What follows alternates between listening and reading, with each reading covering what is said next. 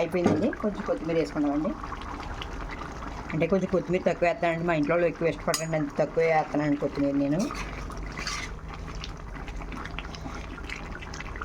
మేకబోటి వంకాయ టమాటా అండి ఇది. వంకాయ యాడ్ చేసానండి దీంట్లో, ఒక 2 వంకాయలు యాడ్ చేసాను, చాలా బాగుంటుందండి టేస్ట్. తెల్ల వంకాయలు వేసుకున్నానండి దీంట్లో. మీకు నచ్చితే లైక్ చేయండి, షేర్ చేయండి, సబ్స్క్రైబ్ చేసుకోండి.